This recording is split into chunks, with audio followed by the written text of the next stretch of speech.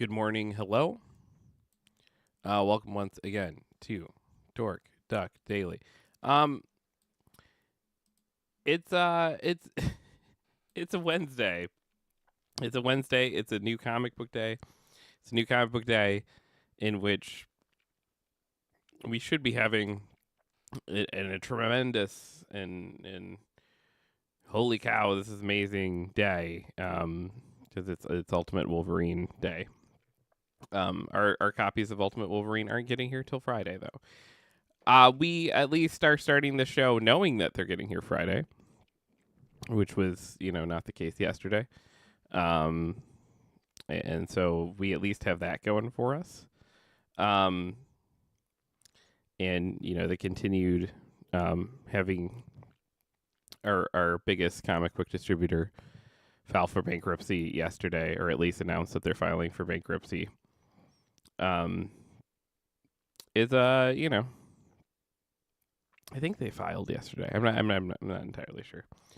They must have because all of their debts are publicly known now. So, um, it's led to a kind of whirlwind of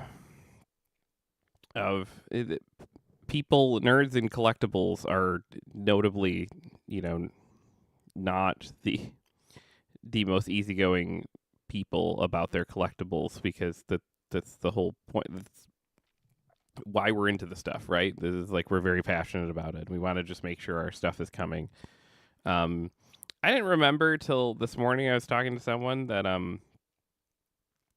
Diamond actually bought a number of grading companies, specifically like game grading companies and action figure grading companies. Which means there's this whole swath of individuals that have stuff that has been sent in for grading that is sitting at Diamond, and people are worried that those things that are sent in for grading are going to be like sold off in a liquidation thing because, like, of course they are, because collectors, if you as a collector send something off to a company and that company declares bankruptcy, it doesn't matter how many people tell you that that's not what's going to happen with the stuff. It's like your brain's going to go there. And so, unfortunately, there's going to be people that have to answer that question over and over and over and over again of like, no, your stuff is fine. Your stuff is safe. And I didn't even think or remember that was a thing that they're having to navigate over there. I feel so bad for everyone who works with them, for them.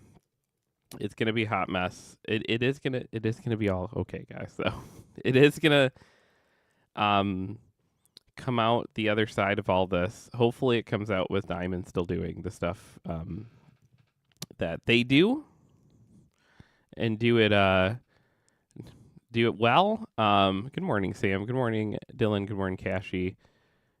Dork Duck Noir is a little noiry. It's that one camera is like more dark than the other ones for some reason. They're all the same camera, but yeah, look at that camera, and I can like turn up the gain. Yeah, all three the same camera, but something happened to this camera where it's like it's dark, like my soul. But yeah, so it'll normalize eventually and be less chaotic.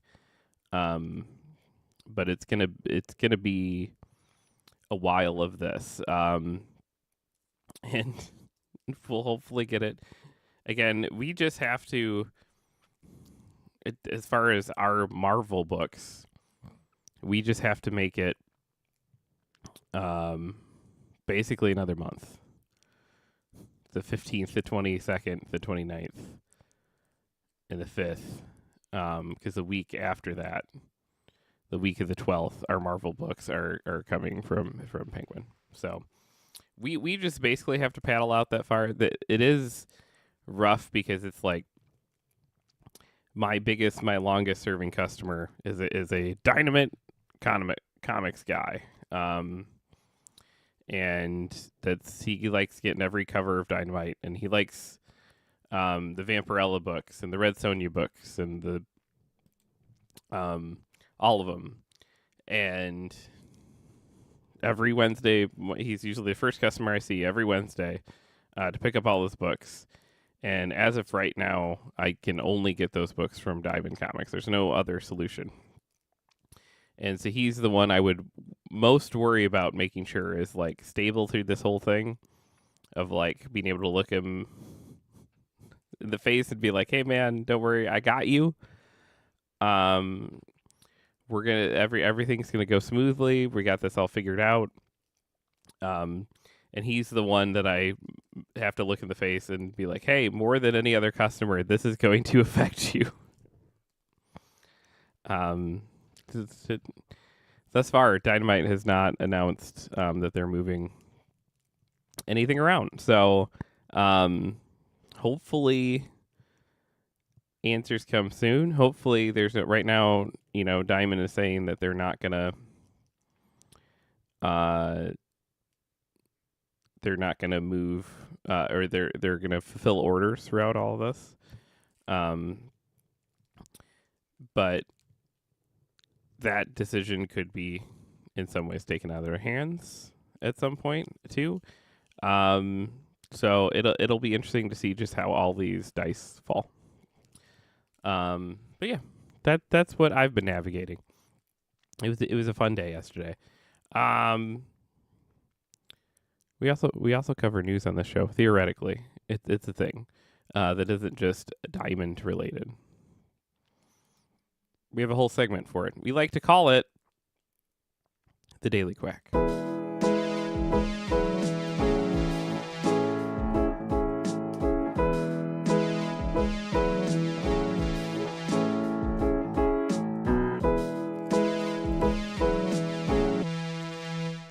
I don't know why I'm opening this thing of Post-its, but that's what I've been doing mindlessly with my hands for the last minute.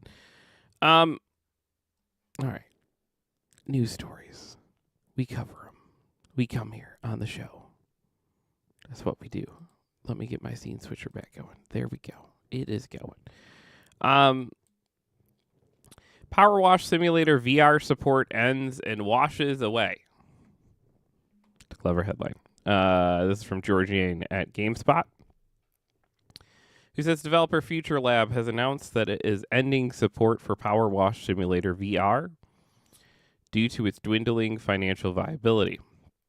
However, the studio has seemingly avoided layoffs since the VR team has been moved to other projects. We've been faced with a crossroads. We have a truly excellent and kind VR team who were working on a platform which costs us more than it makes, while also having a list of job openings that we're looking to be filled on other projects, CEO Christy Brigden explained in the statement. She said she prioritized job security for her team, so she filled those other roles and projects with members from the VR team. Rigdon also explained that while general VR support is currently winding down, that doesn't mean the Future Lab won't support the platform in the future. The studio clarified that the VR game and current release DLC are still purchasable and playable, but will not receive any future updates. The VR space has seen some challenges over the past few years. Back in 2023, Sony's PlayStation VR 2 reportedly sold poorly. In 2024, Sony reportedly decided to pause production on new headset units. Last year, Firewall Ultra developer First Contact Entertainment shut down due to the general lack of VR support within the industry. It's because we're all poor. We're all poor, and it's a big, wildly expensive toy. I mean, in order to have a PlayStation VR 2, you have to first have a PlayStation 5, for which I know a lot of people still that would love one but do not have one and don't have any immediate or short-term plans to get one because they don't have the money for it. And then you brought out a $500 VR unit that attaches to that thing. People don't have the money for that. money's real tight right now. Like, of course, this stuff. Like, the problem is, so many of these people live in like complete and crazy bubbles of wealth that, you know, these people that develop this stuff and do this stuff, that they sit there and they go like, well, it's, you know, it's $500. That's not bad. Because they could drop $500 on a headset if they wanted to. They're at this point, VR is at this point where, where's your growth going to be? You're out of people you can sell a giant unit to. They don't want to upgrade. They don't use it enough to like continually upgrade what they've got. And it's a toy. More so than any other video game thing, the VR thing is a toy, because like how much time are you going to actually spend sitting and playing things in VR? You're going to get it, and you're going to be like, oh man, this is so cool. You can play through a bunch of things, and it's like, you're probably not, even something like Resident Evil 7, you're probably not going to play through the whole game in VR. You're going to put it on, you're going to be like, oh man, this is the coolest thing ever. And then you take it off, and then 6 months later, you're going to go like, oh yeah, we have a VR thing. We should do more stuff with VR. Or a friend will come over and you'll be like, all right, you got to check this out. And it's that thing that's like really fun to show off. But what is the long-term use case? How many people are really coming home from work every day and be like, oh, finally, let me get the VR. Let me get this VR unit on my head now. Hey, thank you for the follow. It's ridiculous. In GameSpot's Power Wash Simulator review, we said Power Wash Simulator is a novel and soothing chore core game that only occasionally breaks up its own relaxing flow. I always thought Power Wash Simulator was fine. It's interesting to me that that's the game that is getting like all the like, and now you can clear out Shrek Swamp. I'm good, Happy. How are you on this fine Wednesday morning? Oops, this open source Nintendo 64 expansion pack is frying consoles. This is from Damian McFerrin at Time Extension. Good morning, Cheeky. Who says, as gaming hardware gets older, finding replacement parts gets harder and therefore more expensive. For this reason, we've seen a bunch of community-made replacements. One of which is the open source expansion pack, a replacement for the Nintendo 64's expansion pack, which aims to provide a cheaper alternative to the real deal by combining 2 megabyte RAM chips rather than using a single harder to come by 4 megabyte model. Got to get your energy drinks in? Yeah, no, I feel that.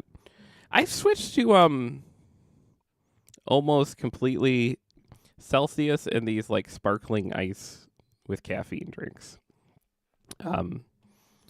Which I think is healthier, quote unquote. I've also been drinking a lot more water, but I drink it all like right before I go to bed. I don't know if that you drink 4 or 5 a day. Yeah, that was always where I lived at for years. I've tapered down and I'm drinking water. Shiki will be happy to know, but I do it all in like the last like hour or two I'm awake. I go like, oh crap, I haven't drank any water today. And then I like throw back water like a frat boy at a party drinking beer. And I don't know that that's healthy. I'm not sure that that's how you're supposed to do it, but that's how we're doing it right now. Shiki says, yeah, I've been so bad about drinking water. I have felt better since I've been doing it, so.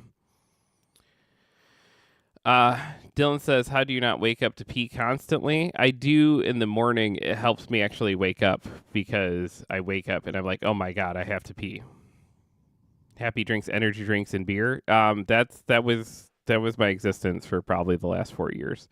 I'm trying to be a better about that stuff.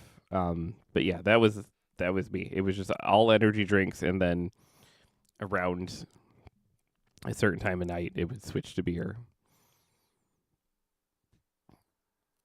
The project is a noble one, but it hasn't been without its problems. Back in December last year, Swiss modding and repair company Consoles for You reported that the current PCB design was flawed. It could actually kill the Nintendo 64 console it was inserted into. And there is a...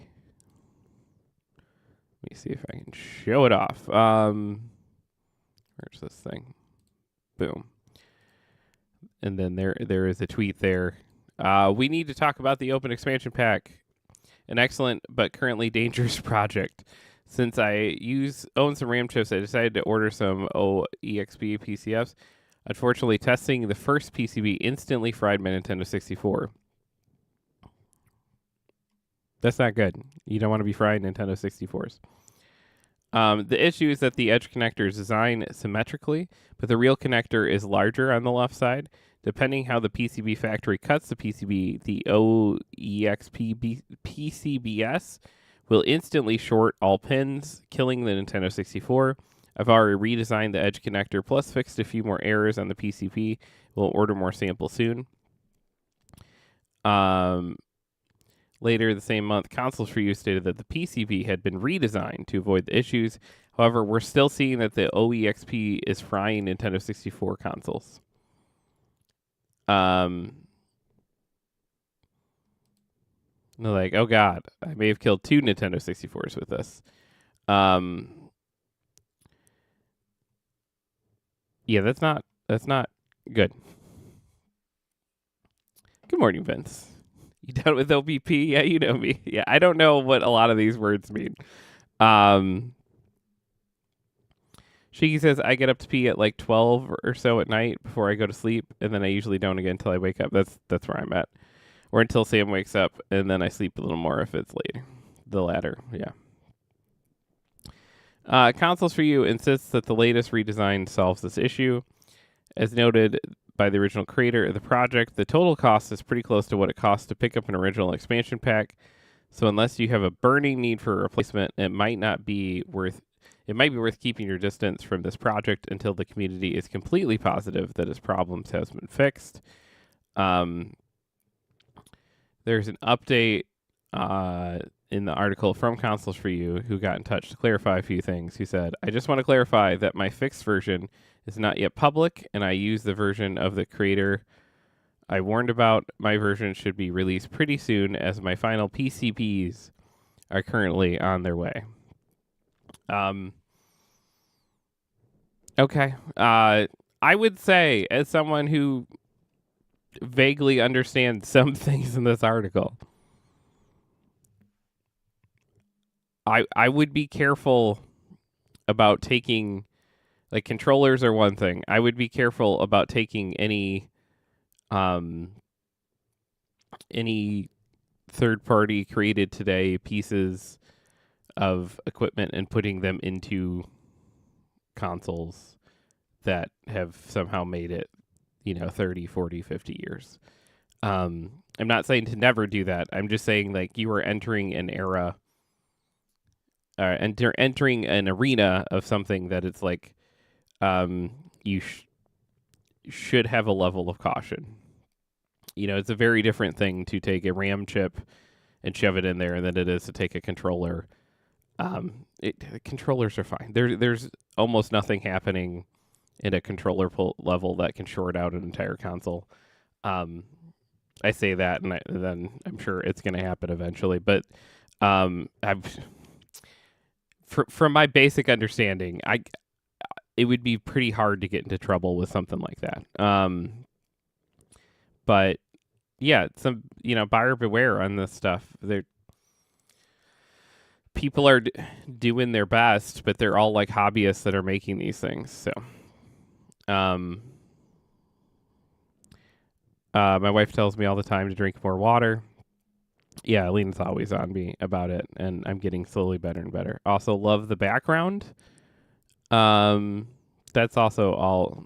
It's like half Selena, half me, but I don't know what of the me stuff can be seen right now. But it's a lot of her. It's a lot of her aesthetic. She's pretty amazing. Well, you could see some of my stuff. You could see the Kira, the Godzilla, the comic shit is mostly me. Although she's gotten more into comics lately than I have. It's scary, especially because it's like owning a comic shop. Some of the nicer things come in sometimes, and Selena's always just like, for me, and I'm just like, I guess yes. I don't like saying no to you, so yes, this is yours. Although we should sell it and eat, it is yours. Sam has a good point. He says, "Don't knock hobbyists. The professionals made Joy Cons, and those are hot garbage." Yes, that is a solid point. Um, I think the Joy Cons are working as intended, though. I think those piece of shit things are designed to break as often as they do. So you have to buy more of them. It was kind of an ingenious move. All right.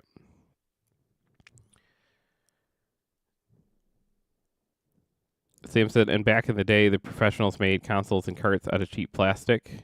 The sun broke? Yeah. The 64 is a warhorse, though. I'm always surprised when anything breaks that console. If you, they're probably expensive now, but back in the day, you could go pick up like 3 or 4 Nintendo 64s in garage sales, and they'd all be ones that people are like, yeah, they don't work, $5. Yeah, they don't work, $5, and you could get them, and like you don't have to be really good at this stuff, and you can start messing around, and I guarantee you can get one of them working. Like it's by taking parts from the other one. That thing is just it just goes and goes and goes, and the parts in it are not that complicated. Sam says, and if Nintendo 64 cart designs are ass, the plastic guard cuts the contacts and breaks the game. Cool. Sam says you don't have to buy more because Nintendo got sued. You can send them to Japan and they have to fix them. Oh, I didn't know that. That's amazing. Dylan said Joy-Cons are like Harbor Freight tools. They're cheap and as long as you only occasionally use them, they're fine. And if they do break, they are cheap to replace. Yeah. Sam said, like, wear and tear from using the game over time. It's frustrating to fix those contacts. I imagine. Well, that's like the NES, the toaster version of the NES, the original one we all remember. Is those are so hard to maintain and keep running because the way the toaster thing when it goes in and comes down, you can't yourself, push the game into the contacts. The chassis kind of has to, and that can get messed up so easily. And then the kind of thing you're talking about where you're coming in at the wrong angle and it's breaking the contacts down, so that like 64 pin connector can break really easily. Sam says the Joy-Con thing, yeah, Nintendo doesn't promote it because they don't want to publicly admit they sell broken, bad shit, but they got sued like pre-pandemic, pretty sure, so they have to fix / replace Joy-Cons drift for free. That's crazy because it definitely feels like a thing that they designed on purpose to just be able to keep selling Joy-Cons. We will take measures to vanquish this nefarious behavior. Marvel Rivals will ban console players who use a mouse and keyboard.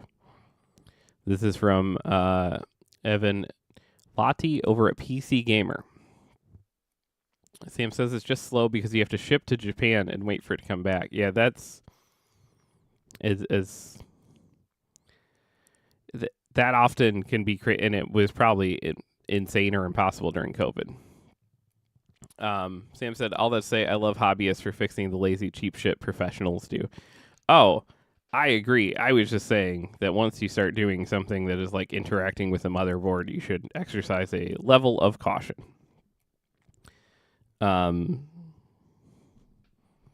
And be reading far more reviews and really like looking into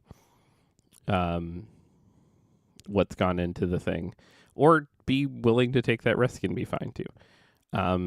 It's just an order of magnitude more dangerous for the system than a controller you're plugging in the front.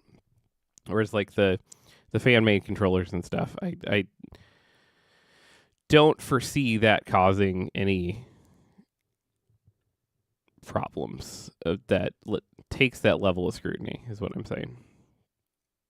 The creator Marvel Rivals don't want console players swimming in the same Jeff-infested pool as PC players, or using our equipment to gain advantage.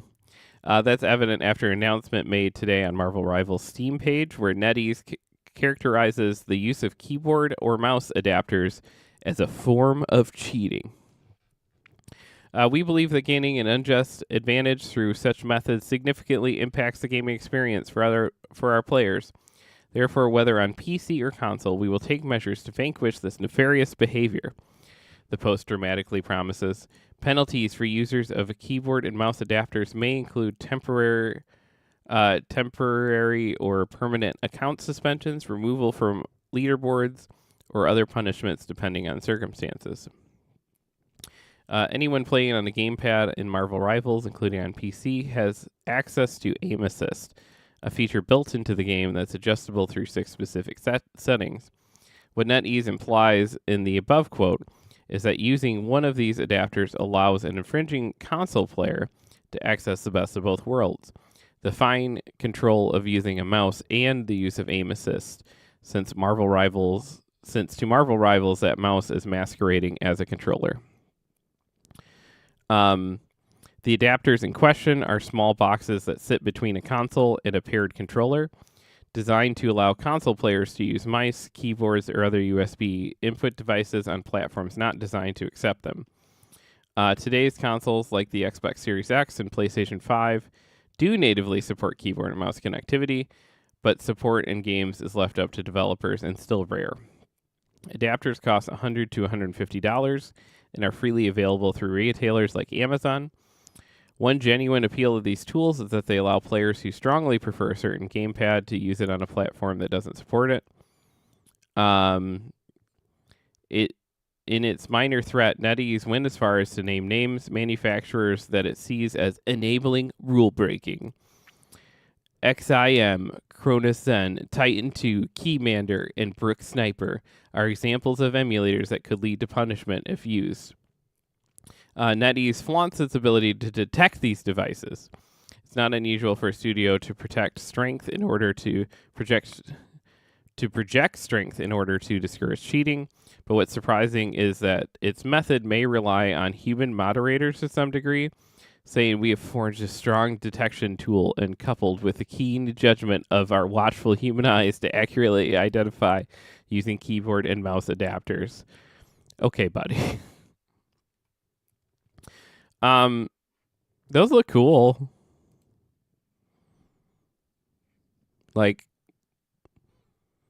you're kind of Streisand affecting it a little bit, where I'm just like, I kind of want one of those. I don't have a lot of use cases for it, but they look neat. Sam says, WTF? Glad I never got into that game. That's so shitty. Just let people play games. Shiki says that's absolutely ridiculous. LMAO. Other Sam says, nah, good morning, Other Sam. Says, nah, mouse and keyboard gives you advantage over people who use controllers, faster turning, etc. Sam said, these devs need to touch grass. And Shiki says it does. I get that, but it's silly to ban people for using it. Yeah, because I guarantee you, too, there are people out there that have to use these adapters for whatever handicap controller or whatever that they can that makes it so they can play the games. um, people that buy stuff like this specifically to be like, ha ha ha, I have advantage over people. Like, that's silly. But like, also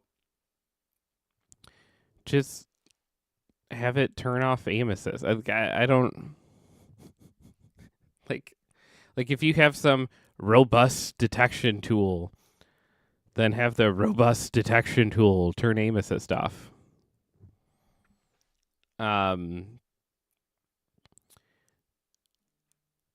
Yeah, Sam says if you're going to trouble of auto detecting hardware, just pair them with other keyboard/mouse players. Also, I don't know how they're auto detecting that hardware on a. I could maybe see them doing it on a PC level, but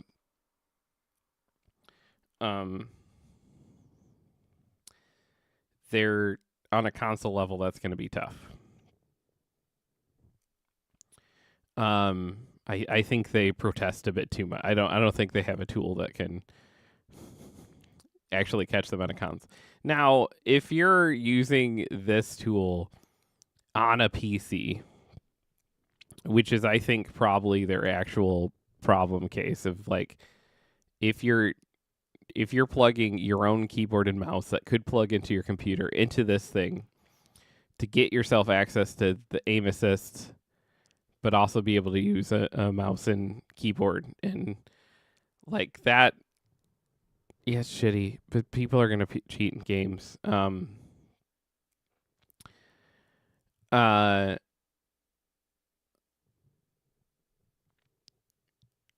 Cheeky Sheik says, yeah, if there's a tool that detects it, then it should be able to turn aim assist off.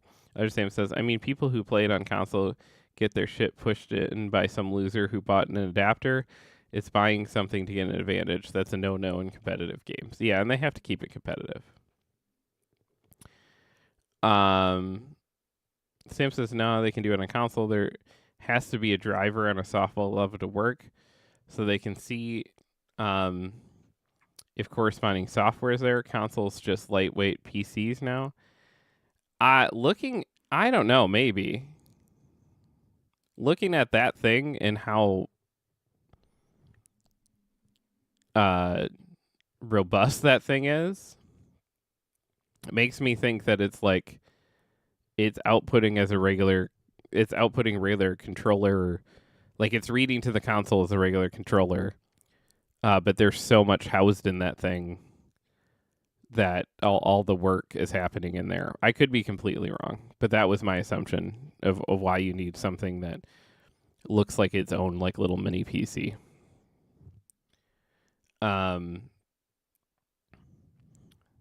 Sam says, okay, then auto detection should just gray out competitive mode. Other Sam says, bear in mind too, there's crossplay, but you can't crossplay in ranked because of the advantage. With this, you could bypass that. Yeah, I suppose that. I don't really competitive game, but I suppose that sort of thing does matter. So, players themselves can use Marvel Rivals' somewhat hidden replay tool to spot suspected cheaters. The game stores replays of many of your previous quick or competitive matches, allowing you to spectate from the perspective of any player and retroactively report them for misconduct. The existence of a replay tool is necessary infrastructure for many modern anti-cheat systems, and it could mean that a player telemetry, like mouse movements, are being stored and analyzed in some fashion. Valve's been doing this in competitive FPSs with VACnet, a machine learning driven system, for nearly a decade. Though Marvel Rivals supports crossplay, the wall between console and PC players is higher than just hardware. Console players cannot play competitive mode with PC players. Other Sam just told us that. Though you can queue with console friends in other modes of play, competitive crossplay is off limits. On the facts and questions section of the Cronus Zen KB/M adapters website, there's a lot of words and letters. The creators reassure that the device does not hack anything in the game or console, but admit that it is always possible that you can be banned or blocked at any time without notice or warning when using a third-party device while playing online games on a console. It also reassures players that because the Cronus Zen piggybacks on official connected controller to send inputs, the console always believes you are gaming with a controller meant for the console you are playing on. Yeah, that's what I was guessing. Yeah, so there's like that's itself kind of shitty. But yeah, so like when it's in this thing, there is an Xbox controller and a PlayStation controller inside of here, basically. And it is remapping your mouse and keyboard inputs into that. And so I don't think there's any way for the console to actually be able to, but like they have a point if they went back and looked at gameplay and they're like, hey, this movement shouldn't be possible. But that like also means that like what if someone is just like that good? And you're just like looking at videos and be like, you're cheating. Sam says, I guess it all depends on how they implement it. Shiki says, I have no issue with people buying an adapter so they can game the way they want to. So there needs to be something that detects the keyboard mouse adapter and either time them out if they're using aim assist along with or remove the ability to play competitively until they turn it off. Other Sam says, I've played ranked in casual matches. Casual is so much easier, which means if you let them use this in public matches, they will absolutely stomp with that advantage, which would lead to less people playing. Yeah, it's keeping a competitive space fun is got to be so hard. Other competitive shooters have taken similar steps against input emulation devices. In 2023, Modern Warfare 2 and Warzone 2.0 crackdown on the use of these devices. Call of Duty is notably one of the few shooters with an official mouse and keyboard support on PlayStation. For Rainbow Six Siege, Ubisoft in 2023 introduced a system called Mousetrap, not merely banning input emulation devices, but also doing something much more cruel. Introducing input lag against offending players, turning their advantage into a disadvantage. What? So it like detects if you're using the mouse thing, and then it's like, haha, you got lag now. That's crazy. That's gonna just psychologically mess with so many people that are like, I think the game is giving me lag, and then they read somewhere that it actually happens, and so now you can't get that out of their heads. Oh my god. Yeah, it's interesting. As someone who's like dabbled in the fighting game space, which has like a very similar thing where it's like, on the whole, like people are of the opinion that it's like if you're using a controller, you are at a disadvantage to someone using a fight stick. But the entire fighting game community, from what I understand, is just like, yeah, go get a fight stick. Like I've never like heard of like controller players being paired with the controller players and fight stick players being paired with fight stick. It probably should happen. It probably would make the experience of playing some of these fighting games a lot more inclusive and fun. But that doesn't tend to happen. It tends to just be like you buy the new Mortal Kombat and you get your ass handed to you, or the new Street Fighter, you get your ass handed to you. And you bought it because your buddy was like, no, man, we're going to have so much fun. You play online with him, and he's like, you're using a controller? What the fuck you using a controller? If you got to get a fight stick, man. And then you spend way too much money on a fight stick, and then you get it, and then you're still terrible. And then it sits at the top of your closet and never gets used again. That's my experience, at least with fighting games. It's interesting that those don't have the same divide that this mouse and keyboard thing does. For for shooters. That's all fascinating. All right. Baldur's Gate 3 modder says the community's been making huge strides towards custom campaigns. I think we'll see many of them refined, improved, and released this year. This is from Harvey Randall, a PC gamer. Says Baldur's Gate 3 mods enjoyed a new set of tools last year as part of the 7th patch. Tools which it only took erstwhile modders 2 days to unlock. These untapped kits allow these expeditionary tinkerers, to create a whole new campaigns in the vein of Skyrim's ambitious mods, at least in theory. Sam says, I like fighting sticks, have been part of the fighting game culture for a lot longer than keyboard and mouse in the competitive shooter console scene. Oh, I feel like fighting sticks have been part of the fighting game culture for a lot longer than keyboard and mouse as in the competitive shooter console scene. I feel like the competitive shooter console I use the word console there, so like that's what, but I feel like competitive shooters started with keyboard and mouse, and playing them on a controller was like always something that was like this interesting, like it's always going to be a step down from keyboard and mouse, and I feel like they got hand in hand recently in the video game history space. Sam says, but we're talking about people isolated to console. Yeah, I don't think I think you're right. I don't think there's a lot of people weren't getting keyboards and mouses for Xbox Halo. Yeah.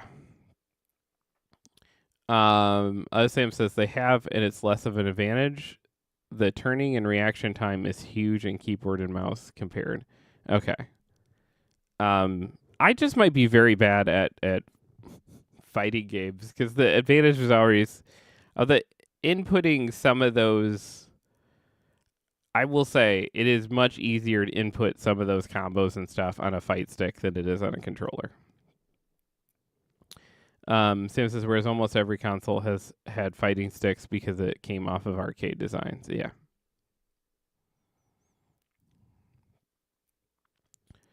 I'm so bad at it. Doesn't matter if I have a fight stick or if I have a controller, inputting those combos and stuff. I'm just so bad at it. Sam says, yeah, quick turning and aiming with the mouse is way different with analog sticks. Yeah, and I don't know. Maybe they should just is aim assist that inherently necessary? Like, why don't they just get rid of aim assist? Would that completely break the fun of playing those games if they got rid of aim assist? Like, it just feels like that's what's causing the problems. And then if you take away aim assist and then you break down the crossplay to be like, no, for these highly competitive things, we're gonna keep console players together, and these I don't know. But then if someone gets one of these adapters, then they're quote unquote owning the competition. But I'm glad I don't have to run a competitive game. It all sounds like a hard situation to community manage, because like managing any community is hard, and that thing where it's like you have to keep play competitive and fun, and also understand that like there's always going to be some amount of people trying to break the rules and cheat. Sam says, I get the difference, which is why it depends on how they implement this. Gray out competitive mode is my opinion. Like, if I buy a console game and a keyboard mouse adapter, I should be able to play my games how I want. Just don't let me do ranked, because that's cheating. If they just ban players for using them, that would be dumb, in my opinion. Yeah, that seems like the best middle ground.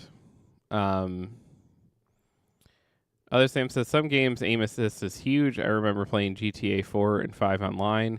If you tap the aim button and flick the stick up slightly, you were at headshot level. That's that just yeah, I don't know about that. Like I was playing Perfect Dark here on the Nintendo 64 show, and it threw me off a little at first just how giving that aim assist was. And and how much it's just like you walk into a room and there's a bad guy and it's just like instantly like the headshot. And it's like, I'll take it, you know? Um,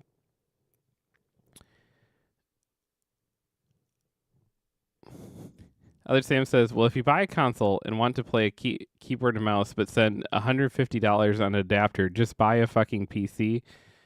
Yeah, because at that point you're at $650 bare minimum.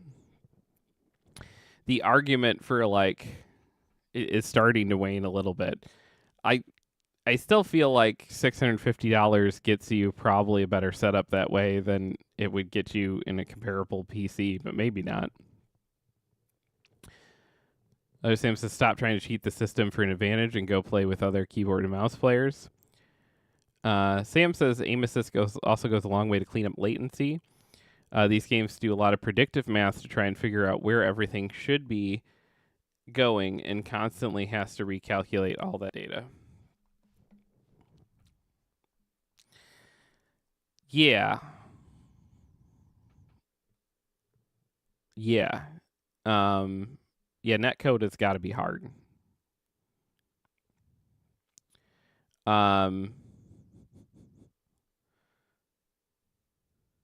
Sam says maybe I just really hate Bill Gates. When I can have Steam OS, I might. Shiki says, but then they can't be sweaty or whatever, Sam. They play at their actual skill level, and we can't have that. Yeah. It's just weird. All of this is weird. Pretty sure Steam OS is coming out in March, which is exciting. That is exciting. Sim says I'm here for the gaming Linux moon. Gaming being linked to Windows, but also not giving a fuck about the Xbox app is always been confusing to me. Like the idea that it's like, hey, no, you really have to fucking have Microsoft to make any of this gaming stuff works. But also, by the way, Microsoft is going to give you a billion games that you can play if you give them $15 a month. And everyone's just like, nah. It's fascinating. In practice, it's a little more complicated than that, since Larian has not officially recognized or condoned these unlocked toolkits. Modders have been left on their own to muddle through without proper documentation. I've talked to one of the said modders, Squally Da Beans, aka Brandon Giles. And yeah, his name is Squally Da Beans in this article. There it is. Squally Da Beans. Sure. Who is hard at work on 2 projects, restoring some content from Act 2 and making World of Warcraft's Forsaken starting zone.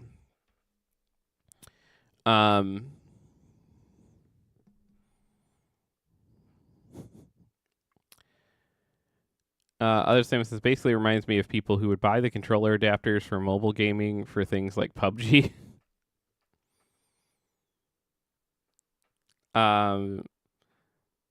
Yeah, the only person I'm okay doing that, the controller adapters for mobile gaming is like if you're a kid. There's probably kids out there that's the only access they have to playing Fortnite or PUBG or whatever. But then there are bad actors too. Shiki says, I know you're saying Steam OS as an operating system, but I keep thinking Steamos, like some weird indie game stereo advertised as a cereal you have to eat faster, let it evaporate. I'd go for other Sam, please remember Steamos for Shiki's next paint redeem. Okay. Sam says, as someone who grew up as a gamer on PC, then with PlayStation and Nintendo, I didn't want to give Microsoft more money or set up an Xbox account. Yeah. Shiki says people just can't be bothered to practice to get better. Sam says, I literally only have an account now because they said if I didn't, I lost my old Minecraft account. Which is itself silly. I hate what has happened to Minecraft. Sam says Steamos now in the new Half-Life and Portal flavors. Sam says if it's Steam cereal, you couldn't have more than 2 bowls of it. Yeah, they never made third games. Back in the bowels of the internet, you can find old 2000s coded Jeff Connolly videos in which I'm trying to be zero punctuation or something, and I'm a far cry from it. They're like bad, but they're endearing, and they exist out there on the internet. But there's one that we watched back through because Celine had never seen them, so we watched back through a bunch of them like 6 months ago or so. And there's one where it's I'm doing a story about Gabe Newell, and I just keep making that joke over and over and over and over and over again in various variations. I think I talk about him having like his favorite candy bar is like 2 Musketeers, and like I just like keep hammering it, like, but not pausing for the joke, and I appreciate that a lot. Sam said, "Same. I haven't touched Minecraft since I made my Xbox account." Shiki says, "Oh, pretend I got it."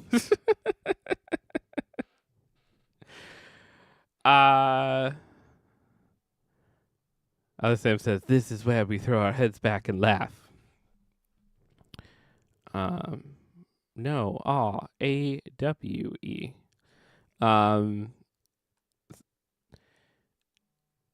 I was really sad with the Brendan Fraser Renaissance that there was no love out there for George of the Jungle, which I feel is like one of the finest creative works of our generation. I don't know why that movie just works for me. I get that it's silly and dumb. I also like Dudley Do Right. I laughed a lot at that as a kid.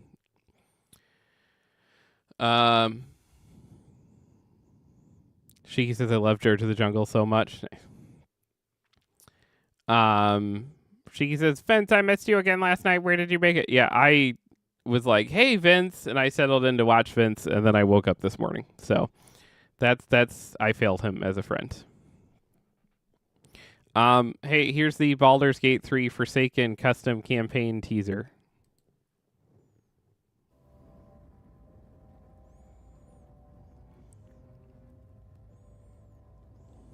She says I was high as fuck, didn't pay attention to my phone.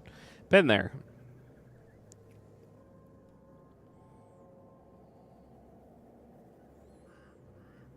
Spooky. So far, this is just kind of spooky.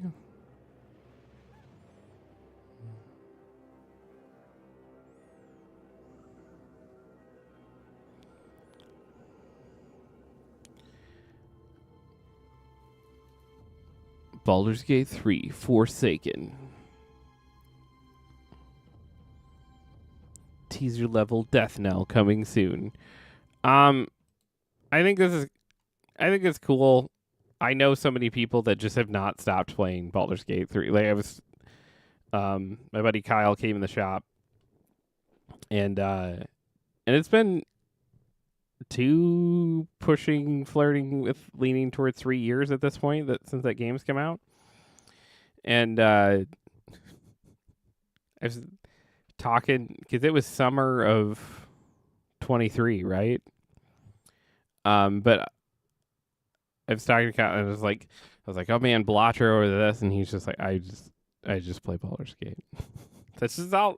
They just start new characters all the time, and they just go, go, go, and like, um, I'm ready for this game to have like, I can't wait till someone in like, I want someone. I want a slightly smelly nerd to come into the shop and tell me all about this like crazy Baldur's Gate mod scene and how the best Baldur's Gate campaign is this one made by some weird Canadian modder. Like I'm so ready for this to be like, I don't know that I'm ever going to play them. I just want them to exist, and I want to hear about them specifically from overly excited, sweaty, smelly nerd. Like I'm so here for that. This is the game that deserves that more than anything because people are still playing it all these years later, and so like, yeah, I want to hear like, no, you got to understand this campaign is so good, and then I want the game that like breaks off of this game into its own game. I want the Canadian modder to then develop into like, I guess I'm making a studio because people love this mod so much. Like I want that stuff to happen.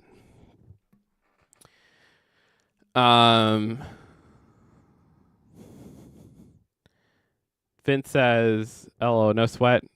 It was a quiet night, but I got through the first half of the hospital." She says, "Ooh, nice. How was the end of the apartments, and how are you liking it?" And was that the whole trailer? Yes, it was. Sorry. Vince says, "Oh man, I love it so far. Combat kicks my ass." For those who don't know, Vince is a Silent Hill 2 speedrunner for forever, and he finally just got okay. I'm sorry, Pancake knocked over water all over you. What did she knock over my water from last night? I'm sorry. Okay, I will pick it up. I'm ending here in a second, so. Yeah. Can I What do you want me to do right this second?